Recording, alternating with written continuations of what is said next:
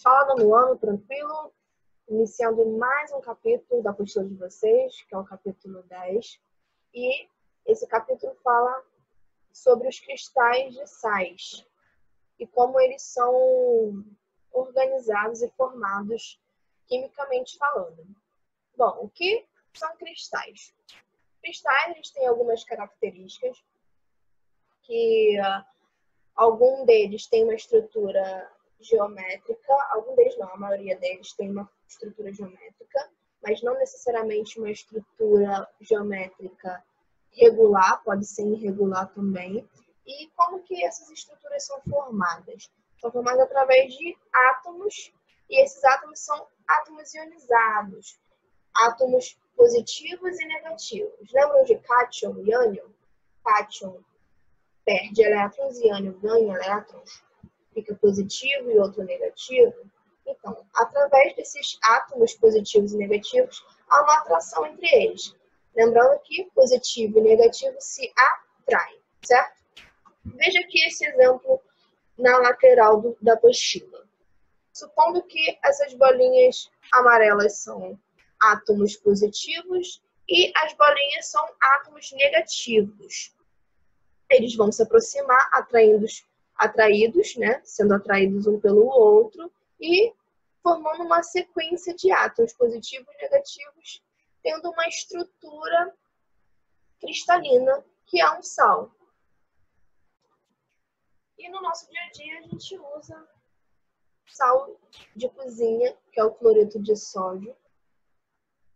Porém, existem outros tipos de sais, com estrutura geométrica diferente, tamanho, coloração diferente também. Isso vai depender dos átomos que estiverem ligados e formando esse tipo de sal, ok? Bom, como a gente já viu, né, como a gente já falou, os sais são formados por átomos positivos e negativos, cátion e ânion, né, e eles se atraem pela diferença de cargas, certo? Tendo uma atração eletroestática, formando assim aquela estrutura toda, formando um cristal, certo? E um exemplo também do cloreto de sódio, que é o sal de cozinha, o sódio, ele é um cátion e o cloro, ele é um ânion. Sódio positivo e cloro negativo se atraindo. Os dois se atraem formando uma cadeia, uma estrutura. Geralmente é uma estrutura cúbica, que forma uma estrutura cúbica, tá? E é assim, eles são formados em sequência. Aí vem um cloro e um sódio, um cloro e um sódio, um cloro e um sódio. Deixa eu ver se tem aqui o exemplo. Aqui tem. Ó. Tem um cloro e um cloro e um sódio formando essa estrutura cúbica, tá? Que é a estrutura característica desse cristal, que é o cloreto de sódio. Bom, e na prática, como que a gente vai fazer esse tipo de interação atômica, que é a ligação iônica entre os átomos iônicos? Bom, sabemos que um vai perder e outro vai ganhar. Então, nessa aproximação eletroestática, um vai perder e outro vai ganhar elétrons. E é feito isso também na camada de valência, igual no módulo anterior, que é o módulo sobre ligações covalentes. Lembra de ligações covalentes? Onde eles compartilhavam elétrons através da camada de valência e eles compartilhavam para chegar a um objetivo a 8 elétrons, para ficar estável. E aqui na ligação iônica também temos o mesmo objetivo de chegar à estabilidade com 8 elétrons na camada de valência. Só que não faremos um compartilhamento de elétrons. Faremos sim uma perda e um vai perder e outro vai ganhar elétrons para chegar a essa estabilidade. Ok? Bom, aqui eu coloquei o exemplo do cloreto de sódio, que é o sal de cozinha, o NaCl, e eu fiz aqui a demonstração de como será essa distribuição de elétrons, né? Onde um vai doar e o outro vai receber. Bom, Sabemos que é feito essa interação entre eles pela camada de valência, como a gente já viu no módulo anterior, em ligações covalentes, e aqui também é a mesma coisa. Então, ou a gente vai fazer a distribuição eletrônica dos elementos relacionados, ou a gente pode ver também na tabela periódica, como eu também já tinha demonstrado. A gente vê o grupo onde eles pertencem, tá? Só que eu só posso fazer esse esquema com os elementos representativos, que é o grupo 1 e 2, 13, 14, 15, 16 e 17. 18, que é os gases nobres, a gente não faz interação atômica, porque eles já são estáveis na natureza, eles não interagem com nenhum elemento, tá? Então, a gente só usa o resto da tabela periódica. E, lembrando de novo, a gente só faz esse esquema de ver qual é a camada de valência através dos grupos apenas com os representativos, que é o grupo 1, o 2, o 13, o 14, o 15, o 16 e o 17. Os de transição, que são os metais de transição, não vale essa regrinha. Então, se chegar em algum exercício e tiver ou tipo o ferro, ou cobre, zinco, terá que fazer distribuição eletrônica para ver a camada de valência deles, ok? Tá, vamos lá. O sódio aqui é do grupo 1, né, da tabela periódica, então ele tem um elétron na camada de valência. E o cloro é do grupo 17, então ele tem 7 elétrons na camada de valência. E lembrando de novo, né, que essa interação entre ligação iônica é feita apenas por metais mais ametais, tá? Não posso fazer metal com metal ou ametal com ametal, que é ametal e mais ametal é ligação covalente e ligações metálicas, né? Obviamente, só entre metais, tá? A ligação iônica é feita apenas por metais mais ametais, que é essa parte azul aqui da tabela periódica, ok? Vamos voltar lá ao exemplo que eu fiz. Então, aqui é a representação de Lewis, também, que já vimos, que cada bolinha é representada a quantidade de elétrons na sua camada de valência, tá? Então, o sódio, ele é um metal, então ele tende a perder elétrons, certo? Veja aqui na distribuição eletrônica dele. Para ele ficar estável, ele perdendo esse elétron, ele fica com 8 elétrons na camada anterior, certo? Se eu tirar essa camada, esse elétron, ele fica com 8 elétrons na camada de valência, certo? E aqui o cloro. O cloro tem 7 elétrons, para chegar a 8 ele precisa de 1, tá? Então, o sódio doando esse 1 elétron para o cloro, ficaria perfeitamente estável com 8 elétrons na camada de valência, e o sódio, eliminando essa camada, essa última camada dele, a camada anterior dele ficará com 8 elétrons, né? Que é o 2s2 e o 2p6, somando os dois, ficando com 8 elétrons, ok?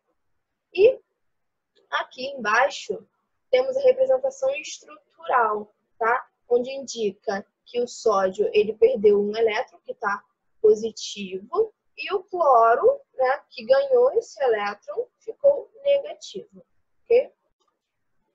Bom, na ligação iônica temos algumas nomenclaturas para demonstrar a perda, né, e o recebimento de elétrons dos átomos, que é o cátion e o ânion, certo?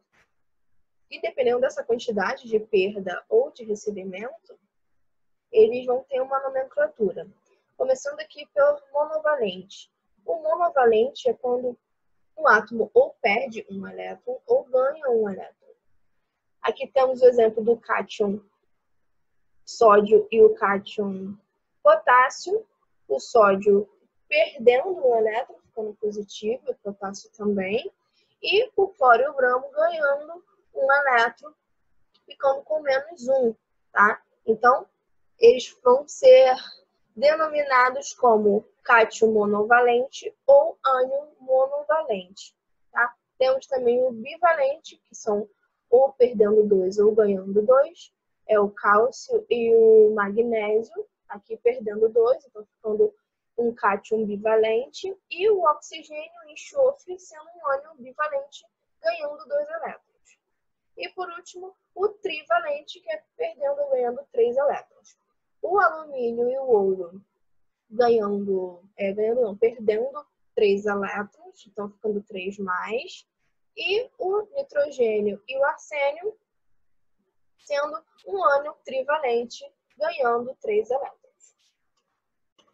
Bom, aqui temos esses dois esqueminhas, que é o A e o B, onde o A é a representação de Lewis, onde cada bolinha representa a quantidade de elétrons na camada de valência de cada átomo, e o B, também já vimos anteriormente, que é a fórmula estrutural, onde temos um átomo perdendo elétrons, ficando positivo, e o outro ganhando elétrons, ficando negativo, e sempre temos que colocar em colchetes, tá? Não é em vírgula, não é em aspas, é sempre em colchetes, ok? E aqui embaixo temos um esqueminha onde a gente pode descobrir a fórmula molecular da ligação iônica mais rápido, tá? Isso vai depender da questão, se a questão te der os íons já com as cargas e a quantidade de cargas de cada um, né? O cátion e o ânion, tá? E se ele pedir também a fórmula molecular somente, né?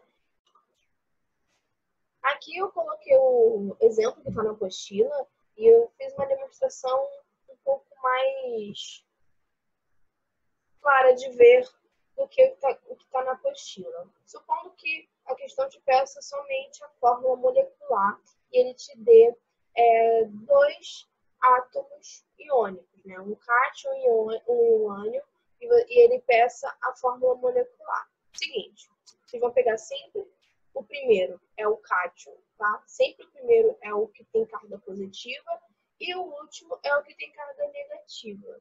O que vocês vão fazer? Vocês vão pegar o número, tirando a carga, né? Tirando o mais e o menos, e vão cruzar. Esse 2 vai ser colocado no cloro e esse 1 vai ser colocado no magnésio, formando assim a fórmula molecular, que é o magnésio e o cloro 2, MgCl2, ok? Assim que é feito. Vou repetir. Vocês vão pegar o número que tiver no cátion e vão colocar no ânion. E o que estiver no ânion vai colocar no cátion. Aqui o número 1 não é representado, tá? O número 1 não é representado, somente o número 2, ok? Propriedades dos compostos iônicos. Bom, existem algumas propriedades, né, desses compostos, porém já viu anteriormente, no capítulo 9, que foi até a comparação de glicose com sal de cozinha, que a glicose é um composto covalente e o sal é um composto iônico, né? E um exemplo que eu dou é se eu pegar uma quantidade de açúcar em uma panela e em outra panela colocar uma quantidade de sal e colocar o fogo, quem vai derreter primeiro, o açúcar ou o sal? O açúcar, né? O açúcar vai derreter muito mais rápido que o sal. O sal demoraria muito tempo para ele atingir um estado líquido. Porque a propriedade do composto iônico é essa, de temperaturas muito altas e de ponto de ebulição também são muito altas em comparação aos compostos covalentes. Outra característica é que eles são sólidos em temperatura ambiente, tá? Os sais geralmente são sólidos, como a gente já sabe normalmente. E outra característica é que eles não conduzem corrente elétrica no seu estado sólido, apenas dissolvido em água, tá? O que acontece? Se eu pegar um sal e colocar ele em uma quantidade de água, ele vai ter uma dissociação iônica, tá? Esse é o fenômeno. Vai ter uma dissociação iônica. O que é isso? Ele vai ser separado, né? As cargas, né, iônicas, eles vão ser separadas, formando um cátion e um ânion separados um do outro, né? Sabemos que corrente elétrica é feita através de cargas, né? Cargas positivas e negativas, como se fosse pilha, que tem um lado positivo e negativo. E para fechar o módulo, ligações metálicas. Bom, Como é feita as ligações metálicas? Pelo nome a gente já pode associar ao quê? Aos metais, certo? Então vai ser o quê? Um agrupamento de metais formando uma nuvem eletrônica, que a gente chama de mar eletrônico também. Aqui embaixo temos o exemplo de um metal específico, né? Agrupados, todos eles agrupados, vários átomos agrupados desse metal, e em volta a gente tem essas quantidades de elétrons circulando entre eles, né? Formando uma nuvem eletrônica ou um mar de elétrons também. Tá? Pode aparecer esses dois nomes, ok? E uma grande característica dos metais é o quê? A condutividade elétrica, né? Eles têm uma capacidade enorme de conduzir eletricidade por conta disso. Por eles terem essa capacidade de se agruparem e ter essa nuvem eletrônica, né? Os elétrons são o quê? Negativos. Portanto, essa grande facilidade de conduzir eletricidade. E também são grandes condutores térmicos também, né? Se eu colocar uma barra de ferro no fogo, ela rapidamente vai o quê? Ficar quente, ficar bem, uma temperatura bem elevada, certo? Outra característica dos metais é que eles são sólidos na temperatura ambiente, menos o mercúrio. O mercúrio é o único elemento na natureza que ele tem um formato líquido, ele tem estado líquido, e a gente até usa ele para termômetro, né? Aquela coisinha líquida dentro do termômetro é o mercúrio, tá? Ele vai ter a dilatação térmica dele, fazendo a medição da temperatura. E outra característica também é o brilho. Os metais possuem um brilho, né, específico. O ouro, a prata, o cobre, eles têm um brilho específico. Outra característica também é que eles têm pontos de fusão e ebulição muito altas e a maleabilidade deles, eles são maleáveis. A gente consegue fazer ligas metálicas entre eles. Por exemplo, a aliança. A aliança de ouro, né, quando a pessoa casa, ela não é feita somente de ouro. Ela é feita por ligas metálicas de ouro, ou prata, ou cobre, ou dependendo, pode ser qualquer outro metal. Então, eles têm essa capacidade de ser maleáveis e se misturarem também, fazendo ligas metálicas, ok? Vamos fazer 2 exercícios agora para fixar o conteúdo da apostila. E vamos fazer o número 5 e o número 7, ok? Começando pela número 5. Considere os elementos x e y. As distribuições eletrônicas de x e de y são representadas na tabela a seguir. Bom, já temos aqui a distribuição eletrônica por nível de cada uma, né, do elemento x e do elemento y. Já podemos observar o que? O número de elétrons na camada de valência de cada um, tá? Que alternativa apresenta a fórmula química ou fórmula molecular, né, também pode ser, e o tipo de ligação do composto formado. Como é que eu vou saber se ele vai ser um composto covalente ou um composto iônico? Bom, a gente poderia somar o número de cada um aqui e ver o número atômico. Vendo o número atômico, poderíamos ver na tabela periódica se se encaixaria com um átomo metálico ou um átomo não metálico, né, na tabela periódica. Ou eu vou dar uma dica para vocês de como ver só pela camada de valência. Bom, o elemento X, ele termina com 1 elétron na camada de valência e o Y termina com 6. Geralmente, né, quase todos os metais, acho que todos, terminam entre 1 até 3 elétrons na camada de valência. E os ametais, os não metais, terminam entre 4 a 7 elétrons na camada de valência, tá? Então, aqui no caso, o X é um metal e o Y é um ametal. Ligação entre metal e ametal é ligação iônica, certo? E vamos fazer a interação entre os dois, pela camada de valência. Bom, para o Y ficar estável, ele precisa perder esse elétron, certo? É mais fácil ele perder um elétron do que ganhar 7 para ficar estável, certo? Ficando com a camada anterior 8 elétrons. E o Y, ele precisa ganhar mais 2 elétrons para ficar com 8. É mais fácil ele ganhar 2 elétrons do que perder todos esses 6 para ficar estável, ok? Aqui eu fiz aquele esquema, como eu já tinha dito, de como descobrir a fórmula molecular quando a questão pedir, certo? Aqui eu coloquei o X e o Y. O X precisa perder um elétron, então eu coloquei mais um. E o Y precisa ganhar 2 elétrons, eu coloquei menos 2.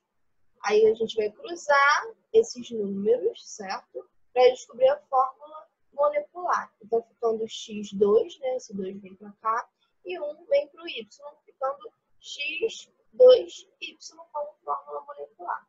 E, então, vai ficar em que alternativa? Alternativa A, X2Y, e é uma ligação iônica, como a gente já tinha visto, tá? Então, gabarito letra A.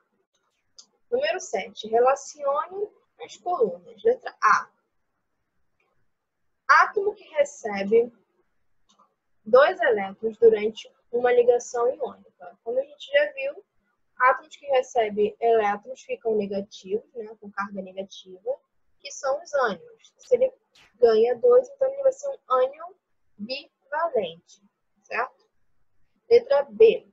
Pares eletrônicos compartilhados na ligação de nitrogênio com nitrogênio. Bom, o nitrogênio ele faz 3 ligações, tá? Ele precisa de 3 ligações, então ele vai fazer 3 compartilhamentos, tá? Então, aqui, letra B. Valência do cátion monovalente. Monovalente, quando perde ou ganha 1, já que é um cátion, ele vai ficar com mais 1.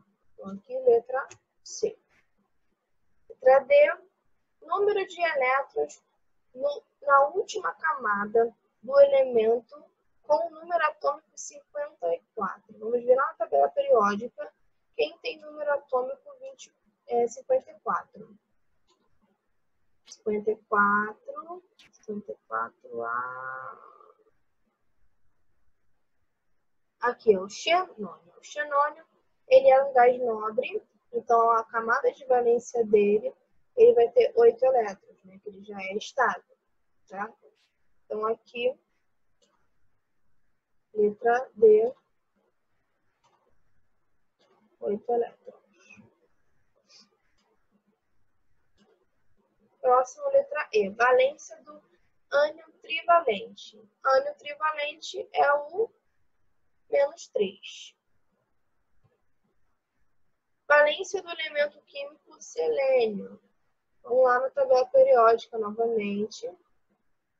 Ver de que grupo ele pertence. Se ele for um representativo, a gente pode ver pelo grupo que ele pertence. Se não for, selênio, ele é do grupo 16. Então, se ele é do grupo 16, ele tem 6 elétrons na sua camada de valência. E a questão está perguntando a valência do elemento selênio, a valência dele. Se ele tem 6 elétrons, ele precisa de quantos? Mais 2. Então, ele vai ser menos 2 aqui, né? Vai ser menos 2, que ele vai ser um ânion recebendo 2 elétrons. Aqui, F. G. Átomo que cede, 3 elétrons durante uma ligação iônica. Átomos que vão perder elétrons. Se ele perde elétrons, então ele é um cátion. E aqui na questão ele fala que cede 3 elétrons. Se ele cede 3 elétrons, então ele é um cátion por quê? Trivalente, tá? E G. Por último, letra H. Valência do elemento químico rádio. Para saber a valência, a gente pode ver na tabela periódica também, porque ele pertence ao grupo 2, tá? Ele é um elemento representativo. E se ele é do grupo 2, ele tem número atômico, ele tem camada de valência 2, né? 2 elétrons na sua camada de valência. E vamos lá. Aqui, então, mais 2, né? O rádio, ele é o mais 2. E meninos, espero que vocês tenham entendido. Se for alguma dúvida, a gente tira nas aulas ao vivo, ok? Até a próxima.